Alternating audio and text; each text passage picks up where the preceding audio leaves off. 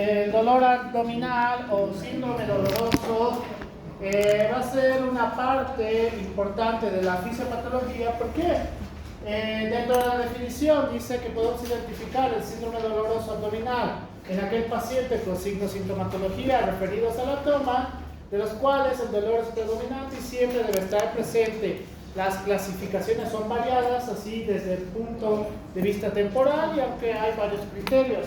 E inclusive, como te dice el libro de Fisiopatología de Olivares, que en cirugía el síndrome doloroso abdominal tiene otra clasificación, ¿ya? Entonces yo me voy a basar simplemente en fisiopatología, por el cual las bases anatomofisiológicas van a ser sumamente esencial de todos los conocimientos anatómicos que ustedes tengan, pero vamos a tener la parte más esencial relacionada con el síndrome doloroso abdominal, que va a ser, ¿cuál creen? ¿Cuál? Alfonte.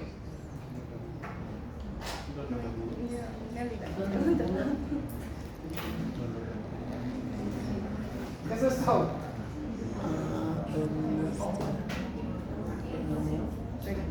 El peritoneo va a ser una de las partes más importantes que vamos a tener en el síndrome doloroso abdominal. ¿Por qué? Porque frecuentemente relacionado con cualquier patología abdominal puede llegar a un trastorno del peritoneo llamado peritonitis, ¿ya? Que la definición correcta sería inflamación del peritoneo debido a distintos trastornos abdominales. Entonces el peritoneo es ¿qué? ¿Qué es el peritoneo? Anatomistas. Es la membrana. ¿Qué? No digo sin miedo. Es una membrana que va a recubrir el abdomen o los órganos internos. Es una membrana que recubre en gran parte la parte abdominal, que está ricamente vascularizado. Entonces, esta puede servirnos ¿para qué? Protección, sostén. El líquido excedente se puede absorber a través de este. Podemos llegar con la parte vascular para una nutrición adicional, excepcionalmente, etcétera, etcétera, pero dentro de las funciones más importantes que vamos a tener relacionado con trastornos, va a ser diálisis peritoneal. Se hace diálisis a través del peritoneo. Es un tipo de procedimiento un poquito más complejo a la hemodiálisis, que en Europa la recomiendan bastante. ¿Y por qué? Porque la diálisis peritoneal se puede hacer en su casa, puede hacerlo él solo. Esa es la ventaja de la diálisis peritoneal, e inclusive, según investigaciones, se ha visto que el tiempo de sobrevivencia o el tiempo de supervivencia del paciente se extiende. Si en Europa es de 10 o 15 años, con diálisis peritoneal se puede extender hasta 20 o 25 años un paciente. Aquí no es tanto. La hemodiálisis te puede dar 5 años más de vida aproximadamente, y la diálisis peritoneal, que lo hagas bien, te puede dar unos 7, 8 o hasta 10 años extra de vida, ¿ya? Por el cual el peritoneo es sumamente esencial para el síndrome doloroso abdominal. Entonces, ¿qué causas intraperitoneales y extraperitoneales podemos tener del dolor abdominal? Número 1, vamos a hablar de las causas intraperitoneales. Dentro de los mecanismos inflamatorios, propiamente hablando del peritoneo, podemos tener una peritonitis química, en la cual úlcera péptica perforada, el tracto biliar, pancreatitis, dolor en fase ovulatoria de la menstruación, ruptura de quiste ovárico. Todas estas pueden ser un motivo químico de inflamación del peritoneo, por el cual tenemos un tipo de peritonitis. Mi gran duda, ¿por qué la úlcera péptica perforada puede ocasionar peritonitis? Es fácil.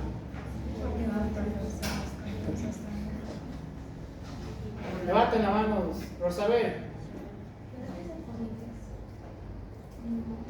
No, esencialmente. Por extracción de contenido gástrico. ¿Qué?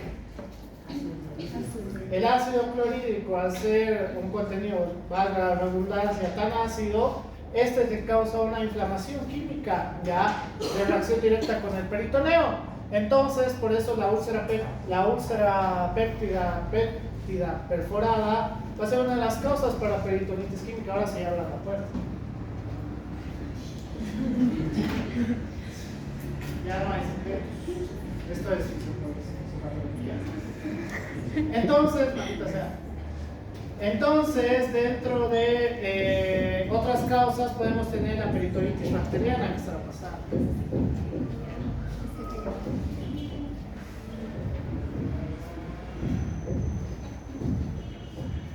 Entonces, la peritonitis bacteriana vamos a tener primaria, la cual puede ser neumocócica, streptocócica, tuberculosa, maldita sea. Qué raro, ¿por qué se está haciendo así? Cualquier cosa lo pueden culpar a ustedes. A causa de tuberculosis, peritonitis bacteriana espontánea y perforación de víscera hueca, que esta es la secundaria y una de las más comunes relacionado con el acto quirúrgico, aunque no lo admitan mis queridos colegas cirujanos, pero es una de las causas más comunes que vamos a tener para peritonitis secundaria, ¿ya? ¿Cuál es el problema de una peritonitis secundaria debido a una perforación de víscera hueca? ¿Sería un tipo de negligencia? Aunque no quieran admitirlo, mis queridos colegas, sería un tipo de negligencia. ¿Por qué? Porque significa que el acto quirúrgico no ha sido el adecuado y para la perforación de una víscera hueca, pues ha tenido que tener un error sumamente grave. Y si, no me acuerdo si les he contado esa historia, alguna vez de interno hemos tenido un paciente en la cual solamente ha entrado por apendicitis y adivinen qué, su apéndice estaba normal, el tamaño ideal, rojo, estaba rojizo, no tenía ningún tipo de característica de apendicitis. Y yo con semiología le indiqué al cirujano, doc, a mis ojos de interno no parece apendicitis, pero pues el cirujano sabe más, ¿no? ¿Y cuál fue el problema? Que dentro de la acción quirúrgica ha hecho una perforación del intestino grueso, ha hecho una perforación del intestino grueso, le ha causado una peritonitis bacteriana secundaria y debido a eso casi se muere el paciente por una apendicitis que no tenía. Entonces tenemos que tener sumamente cuidado en este caso. Todos aquellos que quieran ser cirujanos, lo digo en muy buena onda, por favor no se olviden de la fisiopatología, ya no es entrar y cortar nomás. No se olviden que puede pasar un sinfín de cosas cuando el paciente está en la mesa y peor si son errores propios. En el caso de la víscera hueca, que van a ser más... qué raro, que van a ser mayor cantidad de causas.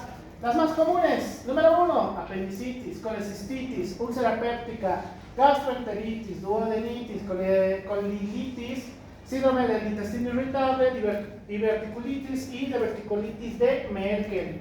Todas estas van a ser, sobre todo apendicitis y colecistitis, una de las causas más comunes para mecanismo inflamatorio de víscera hueca. Estas nos pueden llevar a una peritonitis.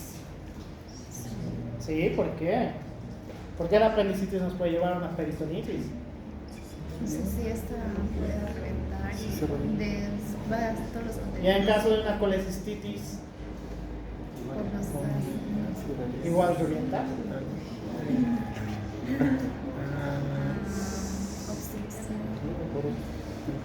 Obstrucción, no.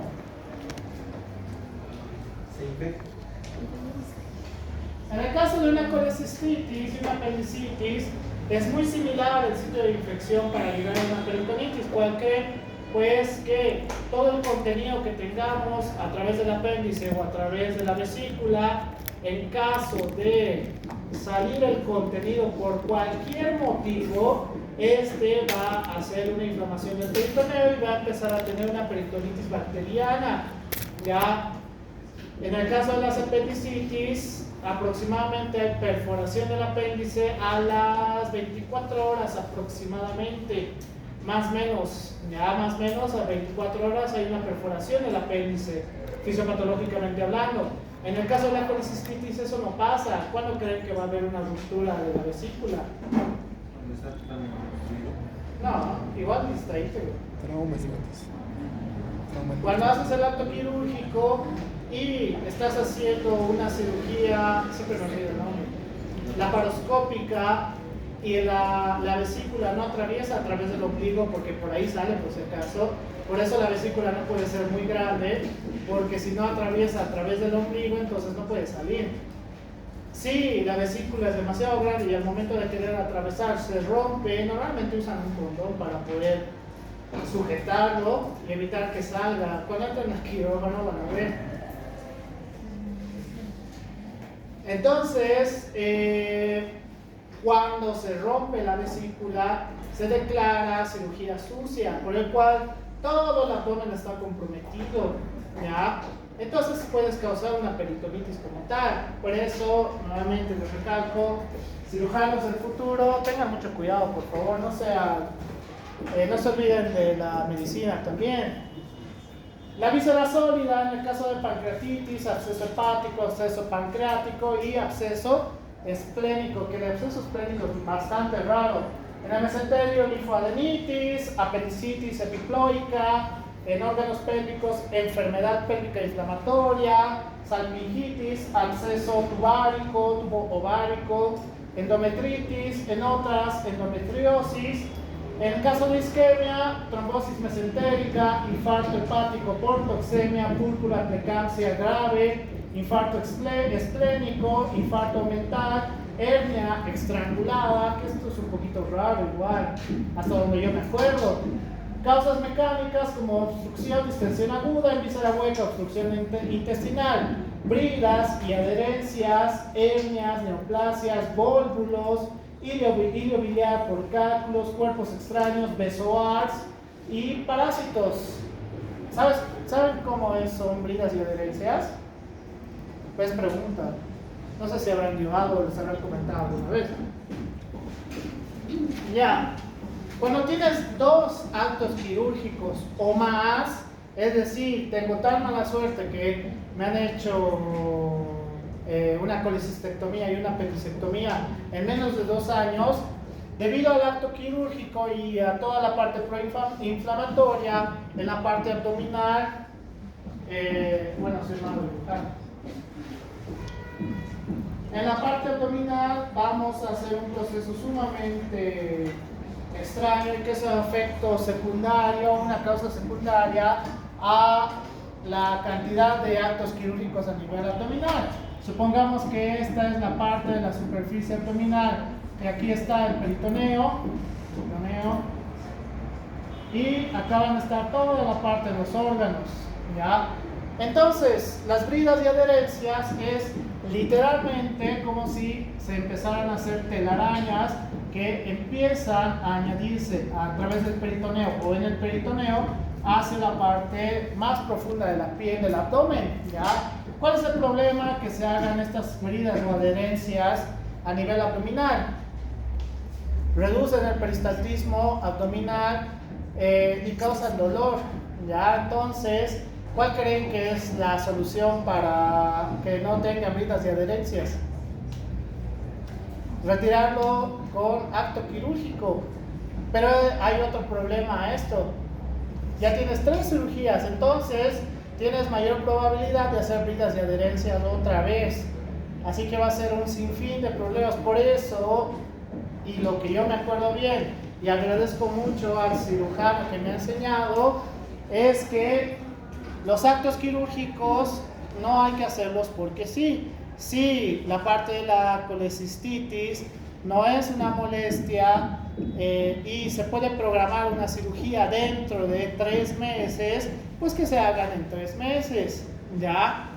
no por querer ganar y solamente operar, pues vas a hacer una apendicitis y a la siguiente semana una colecistitis. Vas a hacer que tenga mayor probabilidad de que haga bridas y adherencias. Y esto te puede causar de que tengas un síndrome doloroso abdominal. Y lo malo es que solamente es acto quirúrgico, ¿ya? Hay que cortar todas las bridas y adherencias, pero igualmente tienes mayor probabilidad de volver a hacer bridas y adherencias. Y a partir de esto puedes tener una obstrucción intestinal. Besoars. Esto es fácil. En neurofisio lo llevaba, supongo.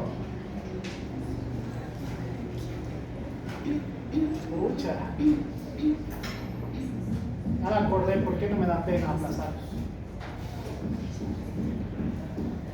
Besoars. Bueno, mi cabello no es tan largo. Cuando hacen un consumo constante por síndrome ansioso del cabello, empieza a acumularse a nivel estomacal y esto puede crear una obstrucción intestinal. ¿Ya? Obviamente ya saben por qué. Ocupa todo el espacio estomacal. ¿Por qué? Porque no se puede procesar. Entonces vas a empezar a tener la formación del besoar. Creo que el besoar más grande que hay en la existencia pesaba como 20 kilos, si no me equivoco. La pobre persona, no sé cómo estaba viendo. Era enorme ese besoar. Abajo había, no sé si se está viendo. Voy a ver. Víscera sólida, esplenomegalia aguda, hepatomegalia aguda por insuficiencia cardíaca congestiva, a nivel de mesenterio, torsión omental, a nivel de la pelvis, quiste ovárico, embarazo ectópico, torsión de procesos fibrosos, a nivel del hemoperitoneo, ruptura de neoplasia hepática, ruptura esplénica espontánea, ruptura mesentérica uterina, folículo de Graf roto, embarazo ectópico roto y aneurisma aórtico o visceral roto. Neoplasias pueden ser primarias o metástasis y en traumas contusos o cerrados, penetrantes, iatrogénicos o violencia doméstica. Todas esas son causas intraabdominales o intraperitoneales, perdón. Las causas extraperitoneales pues van en relación con todo lo que esté fuera de la parte abdominal, ¿ya? O afuera de la parte del peritoneo. Por ejemplo, del tracto genitourinario, la pielonefritis, abscesos perinefríticos, infarto renal, nefrolitiasis, obstrucción ureteral, cistitis, prostatitis, vesiculitis seminal, epididimitis, orquitis, torsión testicular, dismenorrea y amenaza de aborto. Sobre todo el AD, amenaza de aborto, la pielonefritis y donde está la nefrolitiasis. Estas sí te van a causar dolores abdominales, es decir, no son dolores abdominales per se, ¿ya? ¿Por qué? Porque no están en relación con el peritoneo, sino que debido a la posición que tienen, estos pueden irradiar hacia la parte anterior, ¿ya? Las amenazas de ABS sí duelen bastante a las pobres futuras madres. Causas metabólicas, porfiria aguda, fiebre mediterránea familiar, eso es bien raro. Hipoproteína, hemocromatosis, edema angioneurótico hereditario. Las toxinas, pues, bacterias, veneno de insectos como la viuda negra, veneno de animales, materiales pesados como el plomo, arsénico, mercurio, hongos venenosos, abstinencia de narcóticos y drogas ilegales. ¿Cuáles son drogas ilegales?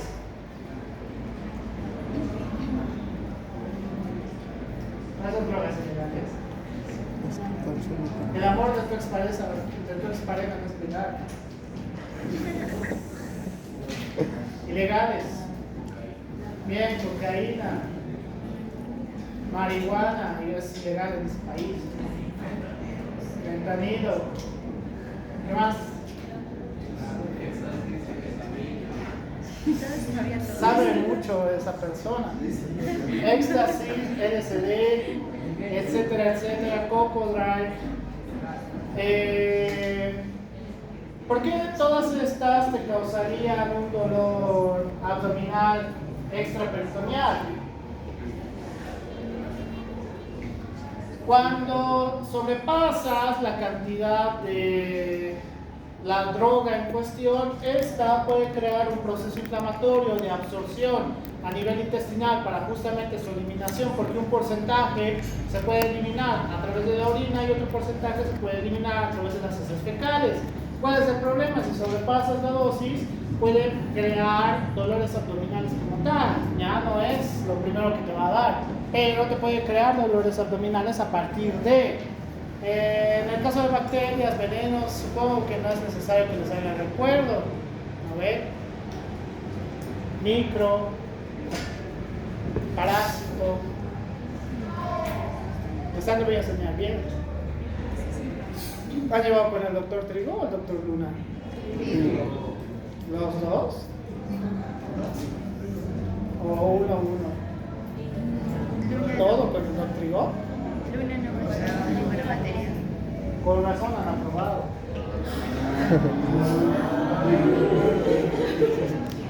El doctor Luna los asunta más fuerte que el doctor Trigo.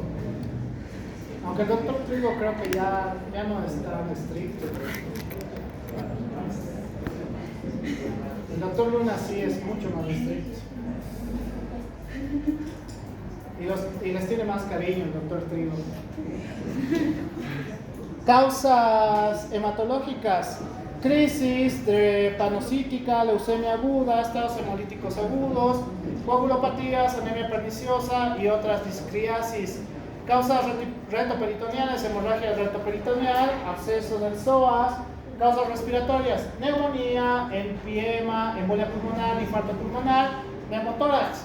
Gran pregunta: ¿por qué las causas respiratorias causarían dolores abdominales? ¿Qué? Porque el dolor puede migrar hacia un lugar sumamente importante: el músculo de la respiración. Puede causar dolor a nivel del diafragma y entonces a partir de todos estos procesos va a causar un dolor abdominal no indiscreto, tampoco indiferente, tampoco es indefinido. Dolor, no, la palabra se me ha ido. Un dolor no específico relacionado con la parte abdominal. Causas cardiovasculares: isquemia miocárdica, infarto de miocardio, fibrosis reumática, pericarditis, vasculitis, periarteritis, sobre todo relacionado con la irradiación que vamos a tener en la parte cardíaca. ¿Por qué? ¿Cuál era el otro órgano que podemos tener dolor a partir de un infarto agudo de miocardio? Bien, la parte del estómago. Entonces, eso se consideraría un dolor abdominal. Sí, pero un dolor abdominal extraperitoneal. Causas endócrinas: cetoacidosis diabética, hiperparatiroidismo, insuficiencia renal aguda, sobre todo crisis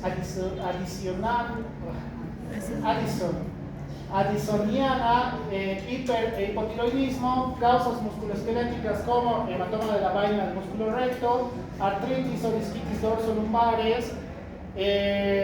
¿Por qué la artritis a nivel discolumbar te causaría dolor? Dorsolumbar, perdón. Es fácil, ya hemos avanzado. Hay algo importante ahí. ¿Qué? ¿Puede ser como presión de las raíces? Ya. ¿Qué se llamaba toda esa parte? ¿La qué? Toda la zona que va a causar dolor o sensibilidad a partir de los dermatomas. Entonces, dependiendo de la zona que tengamos, como vamos a hablar sobre todo a nivel lumbar, pues estas pueden causar también dolores abdominales. Causas psicogénas como hipocondriacas y trastornos de somatización. ¿Saben a qué nos referimos con hipocondriacos?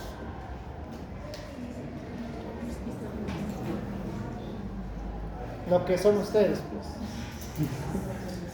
Son hipocondriacos.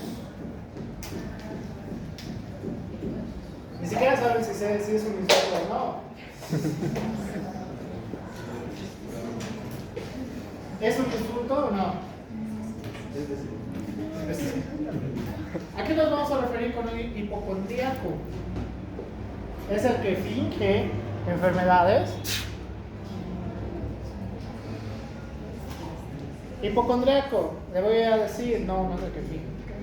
Williams, te comento que he leído una enfermedad que se llama Takotsubo y tiene estas características sintomatológicas: disnea, dolor precordial,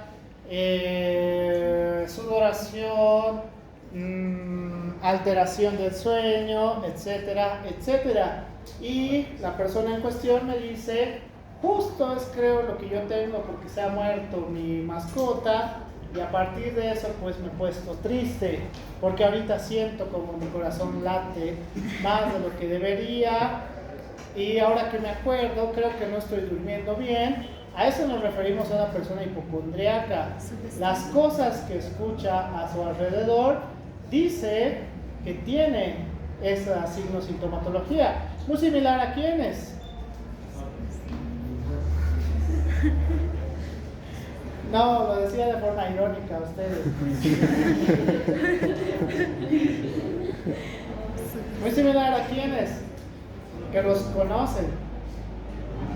Sus mamás, sobre todo mamás, han debido escuchar, o si les hablan de alguna patología, les dicen: creo que yo tengo eso, hijito o hijita, porque siento eso lo que tú dices, eso siento, me voy a hacer revisar, voy a ir al doctor.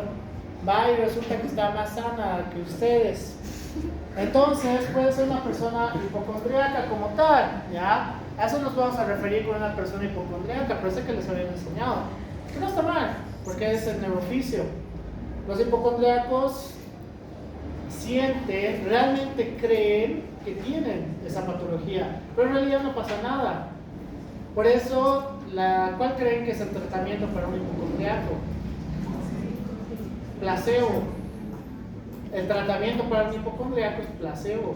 Si yo le digo, porque alguna vez mi mamá lo ha aplicado, gracias a la neurofisiología: toma esta pastilla, te va a hacer bien. Dice que cura un montón de cosas, y era un dulce en forma de pastilla. Pero funcionó bastante. Ya se sentía mejor, ya no le dolían sus rodillas, ya no le dolía nada. ¿Por qué? Porque sé que mi madre es medio hipocondríaca. Entonces, causas como el síndrome de Munchausen o la simulación, ¿por qué es ficticias? Causas ficticias, síndrome de Munchausen. ¿Qué es síndrome de Munchausen?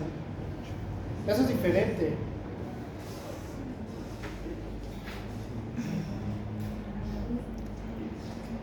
¿No han visto Doctor House?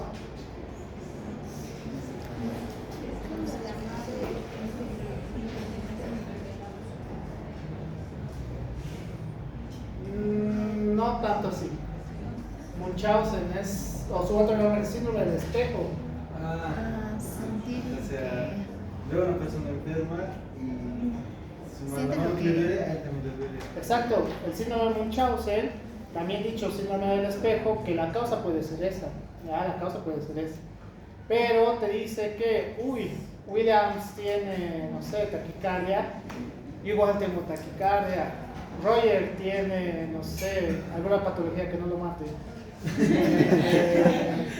Taquipnea, yo igual de repente tengo taquipnea, ya es un síndrome del espejo. El Munchausen es medio raro. Una de las causas a raíz del Munchausen puede ser trastornos familiares en la cual tengan madres sobreprotectoras o madres ausentes. Cualquiera de las dos causas puede ser una del Munchausen. Y la simulación, que es bastante común entre mis estudiantes de la Facultad de Medicina. ¿Por qué? Me he olvidado ponerlo, maldita sea. ¿Por qué? ¿Por qué digo que es bastante común? Esto sí es un insulto. ¿Por qué es bastante común entre ustedes?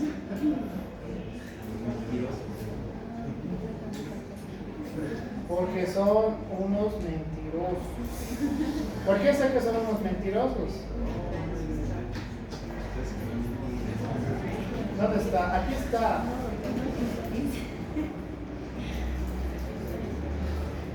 Ya.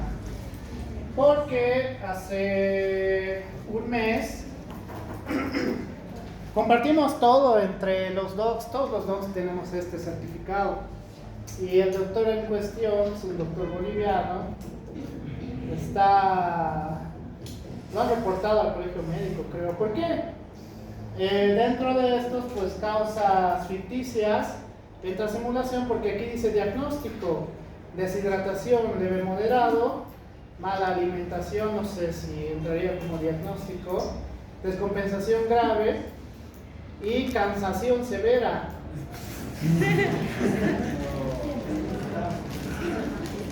¿Y saben cuánto tiempo de baja pedido o dice el doctor que debería tener? 18 días. 18 días de baja Ay, qué dones. por cansación severa.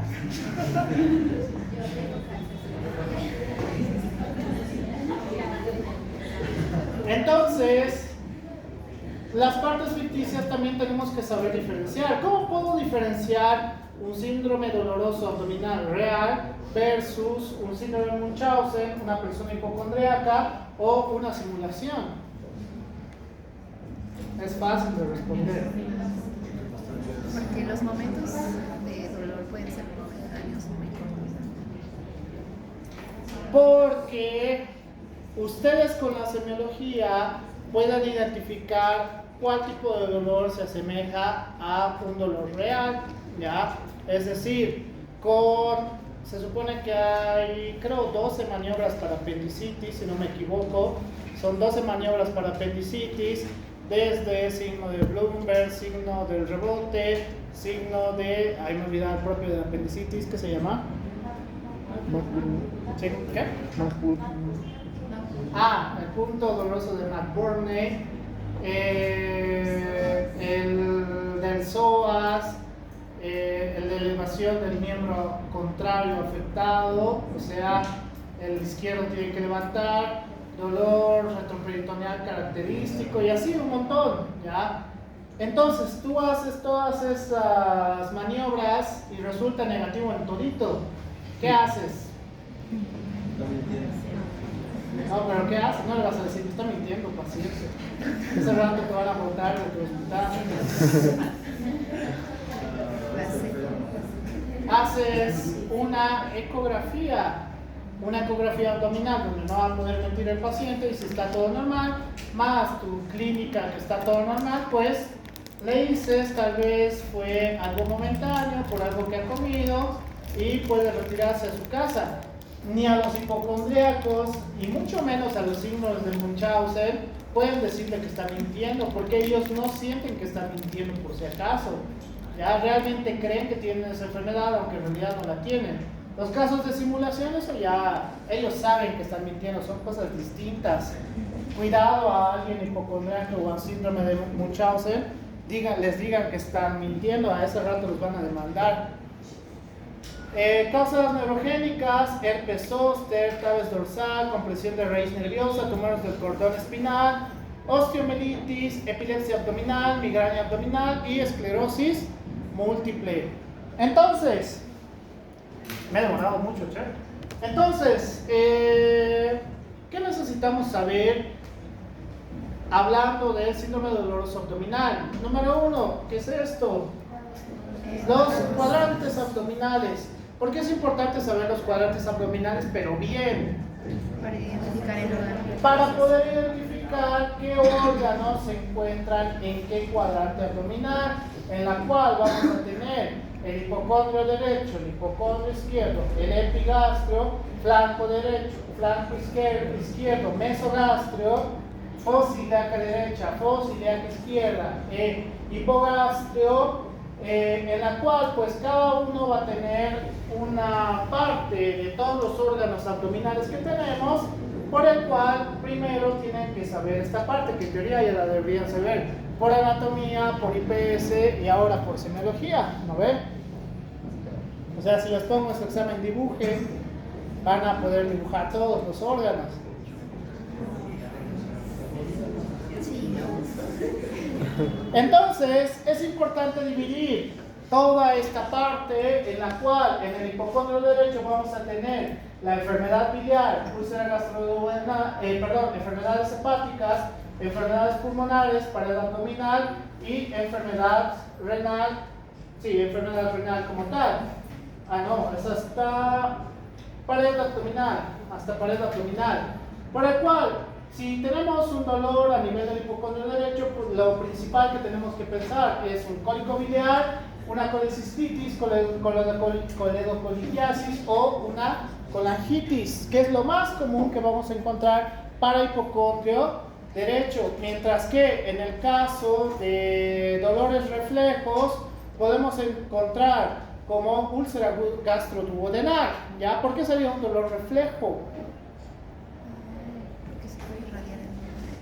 ¿Hay parte del estómago en el hipocondrio derecho?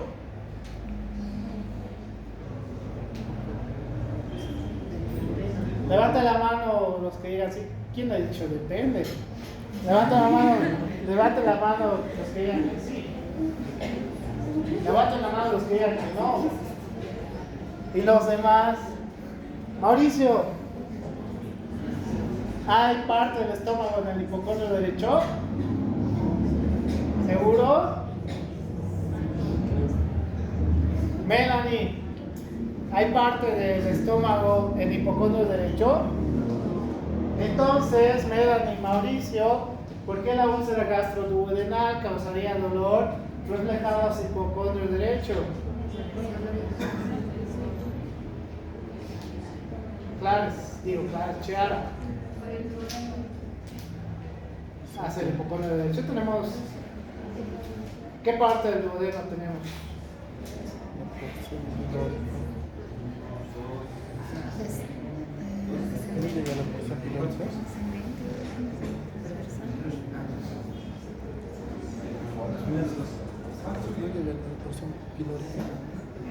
¿Recuerdan la parte de fisiopatología del dolor? Pues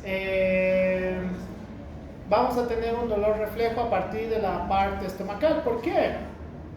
Por la inervación del vago. Por la inervación del vago. ¿Ya? La inervación del vago va a ser la parte más importante que vamos a tener relacionado con la úlcera gastroduodenal.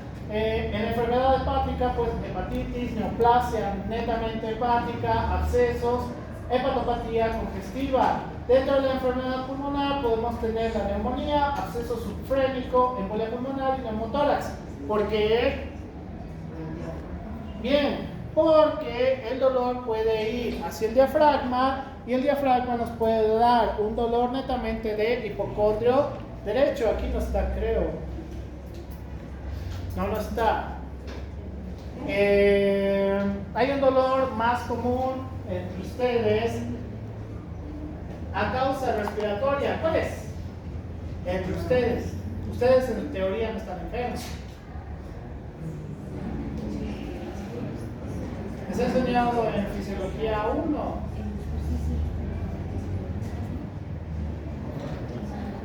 La actualización del diafragma. ¿Por qué?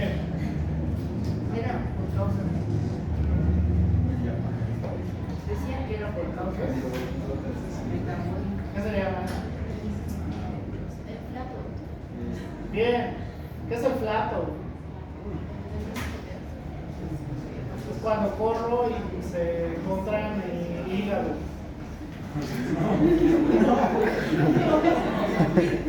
Eso me decían esa vez, pero ¿qué se contrae? ¿Por qué se contrae el diafragma? Bien, porque cuando están haciendo ejercicio ni siquiera saben respirar. Entonces, una respiración inadecuada es una contracción abrupta. El diafragma, ya se le llaman el famoso flato. Porque la comida te causaría flato también. Comer y hacer ejercicio después, me refiero. Aumenta la presión intraabdominal, lo cual va a reducir el movimiento del diafragma. Y entonces, si haces ejercicio, por ejemplo más puede causarte una contracción del diafragma, ¿ya? Asociado también a que mientras estás nadando, pues no puedes respirar al 100%, más el aumento de la presión intraabdominal va a causar una contracción del El diafragma. Ya, así funciona, es fácil de explicar. ¿Por qué les digo contracción hepática? Porque eso me dicen mis pacientes y algunos de mis estudiantes. Que se contrae el hígado cuando tienen flatos. No es eso, es el diafragma. Recuerden, diafragma. Maldita sea. La pared abdominal puede ser herpes zóster, sobrecarga muscular, justo lo que estábamos hablando. Sobrecarga muscular, el herpes zóster, ¿en qué parte específico va a salir para que te cause dolor del hipocondrio derecho? Esto es fácil. Intercostal, ya va a salir en zona intercostal y esto, número 1, causa disminución de la frecuencia respiratoria y número 2, la irradiación, porque el herpes duele, su escala de dolor creo que está entre 8 o 9 sobre 10 en escala de EVA. Entonces esto va a causar un dolor que se irradia hacia la parte abdominal. En la enfermedad renal, la pielonefritis, el absceso perinefrínico y la nefrolitiasis también pueden causar dolores que se irradien hacia hipocondrio derecho. Y en la enfermedad del colon puede ser colitis y diverticulitis derecha. Entonces tenemos un sinfín de causas a partir de solamente una zona del abdomen. En el hipocondrio izquierdo vamos a tener úlcera gastroduodenal. ¿Por qué? ¿Por qué? ¿Dónde está el duodeno? Aquí no se ve. ¿Dónde está el duodeno?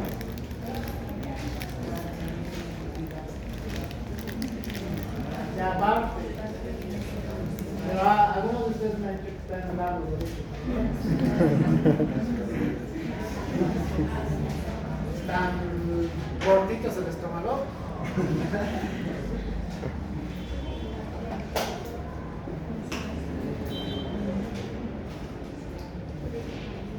¿Por qué causaría dolor gastroduodenal en el lado izquierdo y poco en el izquierdo? Mismo caso, irradiación. El problema de tener la inervación a partir del vago, pues todavía son zonas inervadas por el vago. Entonces, puede causar un dolor en hipocondrio izquierdo las úlceras gastroduodenales, enfermedades esplénicas, que esos son medio raros. Rotura esplénica, infarto esplénico. ¿Cuándo podemos tener rotura esplénica? Ya, trauma. ¿Qué tipo de trauma? ¿Qué? No está mal. Trauma directo a nivel esplénico, es decir, a nivel del hipocondrio izquierdo. Cuando hay un trauma directo, si bien es un órgano macizo, no tiene tanta resistencia como tal, por eso se va a encontrar justo debajo de las costillas, ¿ya? Necesita un medio de protección. Entonces, cuando tenemos un traumatismo directo, podemos causar una rotura esplénica. ¿Cuál sería el mayor de los problemas con una rotura esplénica? El sangrado. ¿Por qué?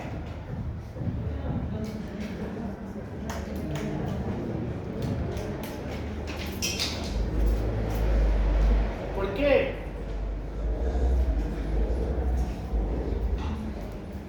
¿Por qué el sangrado en el vaso?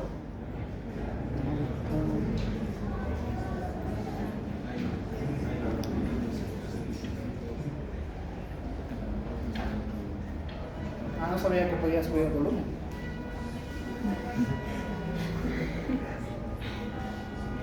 ¿Por qué? ¿Por qué el sangrado a nivel del vaso? Si no sabe qué es. ¿Cuál es su función del vaso? También Se retiene de trocitos, ya. Esto va a tener una gran cantidad de vascularización como tal, y entonces cuando hay un sangrado o una rotura esplénica, pues la pérdida hemática puede representar mayor de 700 ml. ¿Cuál es el problema de que sea mayor a 700 ml? ¿Ya hemos llevado eso? Ya, shock. ¿Qué clase? Ya hemorrágico, pero ¿qué clase? Hay clase 1, clase 2, clase 3, clase 4. Clase 1, 2. Ya, ¿por qué? Porque decía que tenía que ser menor de 700. O sea, puede ser hasta 700. Ya, pero ¿qué te acabo de decir? Es mayor a 750 ml el sangrado. Sería entonces, bien, clase 2. ¿Por qué? Porque es hasta... Eso hemos llevado la anterior semana. Hasta 1200 ml. Hasta 1200 ml. Entonces, enfermedad pancreática, la pancreatitis, neoplasia pancreática, enfermedad pulmonar por el mismo motivo y enfermedad renal también por el mismo motivo de irradiación, pues del lado izquierdo propiamente, puede darnos dolores de el hipocondrio derecho e hipocondrio izquierdo, mientras que a nivel del epigastrio, la úlcera gastroduodenal, esta sí, porque es la zona donde se va a encontrar precisamente gran parte del estómago y también parte del duodeno. Enfermedad pancreática como la pancreatitis y la neoplasia pancreática por irradiación propiamente, y parte del páncreas también se va a encontrar a nivel del epigastrio. Enfermedad biliar, cólico biliar, colecistitis, colitiasis y colangitis. ¿Por qué? ¿Dónde está la vesícula? Bien, el hipocondrio derecho. ¿Por qué entonces te causaría dolor de epigastrio?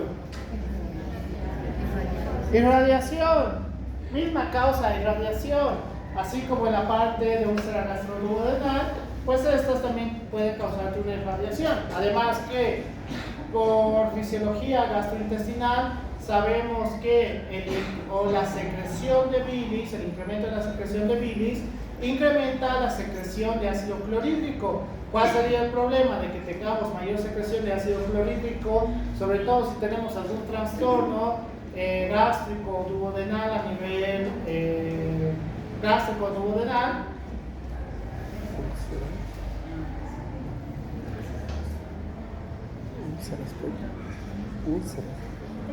A ver, dime. Úlceras, la performación. ¿Por qué? Por el ácido. ¿Cuál sería el problema de que haya secreción de bilis? ¿Qué tendría que ver con dolor epigástrico? ¿Les han enseñado fisiología gastrointestinal bien, no? ¿Qué se miran entre ustedes? Entonces reformulo mi pregunta. ¿Han estudiado bien fisiología gastrointestinal en las vacaciones, no ve?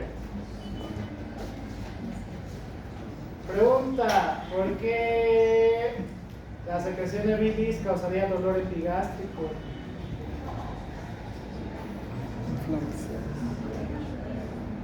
Inflamación.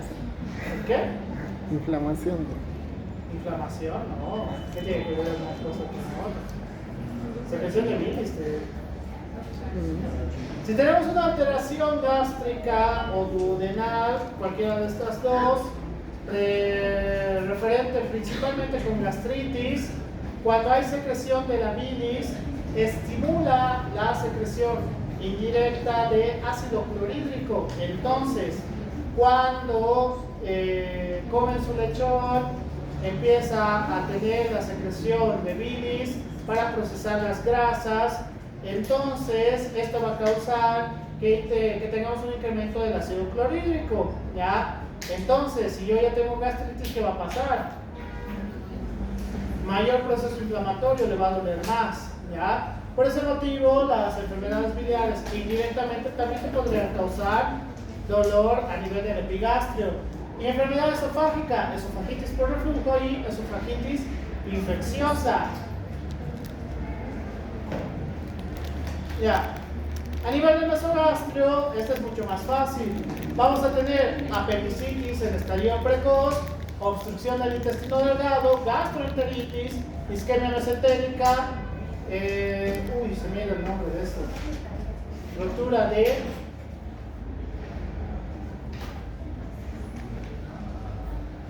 se me ha ido las tres A's.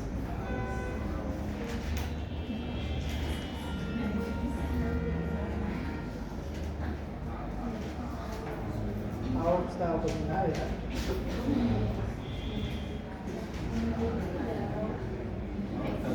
abdominal. No estoy seguro. No voy a hablar burradas. Así que lo voy a dejar en pendiente, patente pendiente. En hipogastrio vamos a tener el principal que va a ser enfermedad de Crohn, colitis ulcerosa, causas ginecológicas también van a estar relacionados con dolores hipogástricos como tumor de ovario, torsión de ovario, embarazo ectópico, enfermedad inflamatoria pélvica, absceso tubo-ovárico, dismenorrea, enfermedad del colon como proctocolitis, diverticulitis, enfermedad de las vías urinarias como cistitis, nefrolitiasis y prostatitis.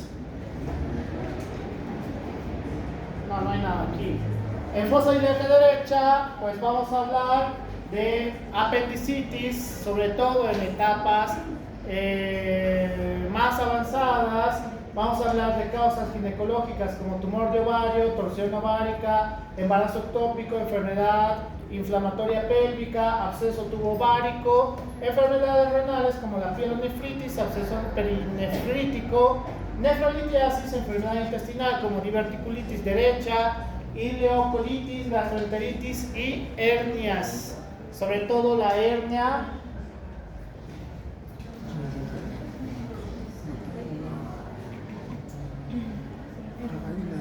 Al Dorrito le gusta hablar, dice. ¿Qué? ¿Hernia testicular? Ah, inguinal, bien. Yo, ¿cómo es una hernia testicular? La hernia inguinal. La hernia inguinal va a ser una de las causas para que tengamos dolor a nivel de fosa ilíaca derecha.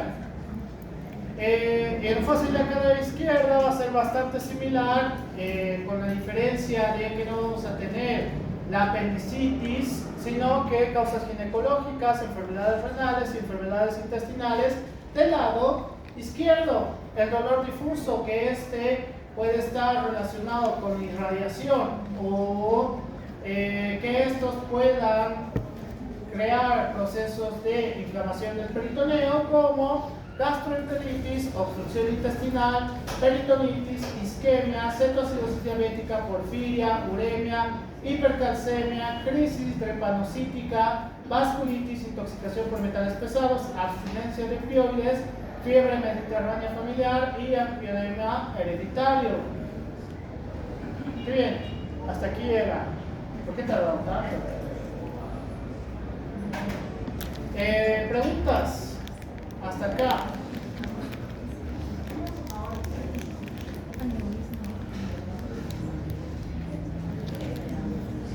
Ya no los veo tan cansados, ¿por qué?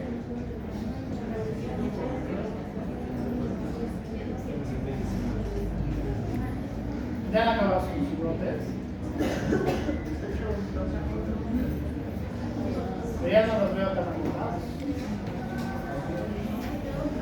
Solo por hoy no. Ya. ¿Alguna pregunta, duda? Nada. El síndrome doloroso abdominal desde el punto de vista de fisiopatología no es tan complejo porque solamente vamos a tener 3 tipos de estimuladores a nivel abdominal. ¿Cuál va a ser? Mecanorreceptores, quimioreceptores y dolor propio de víscera hueca, ¿ya? Que ya lo habíamos llevado en dolores somáticos. Entonces, cualquiera de estas causas van a estar relacionadas con cualquiera de estas 3. Si es dolor propio de víscera hueca por inflamación, si es un estímulo hacia los quimioreceptores o si es un estímulo hacia los mecanorreceptores. Entonces, estos van a causar dolor propiamente. La peritonitis es una combinación de dos: dolor a través de mecanorreceptores y dolor a través de quimioreceptores, ¿ya? Así que la peritonitis sí es bastante peligroso porque significa que toda la parte abdominal puede estar afectado a causa de. Así que tienen que tener mucho cuidado. Nada, preguntas, nada. ¿Qué tema me toca reflexionar? ¿O no te nada?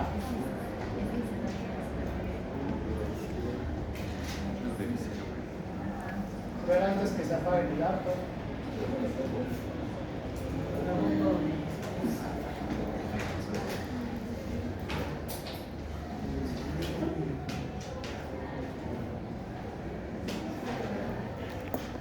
¿Qué caricia?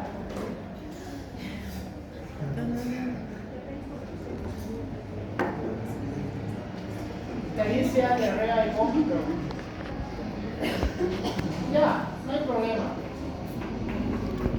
A lo que pida el químico. Hielito sin copiado. Astenia. Hematuria fisuria.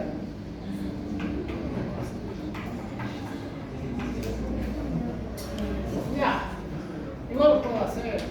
¿A qué viene ver? Dice joven. Y jornadas nacionales de integridad de salud social. Si podemos, en la semana 19 va a ser su COE, si no, en la semana 20 y de Navidad.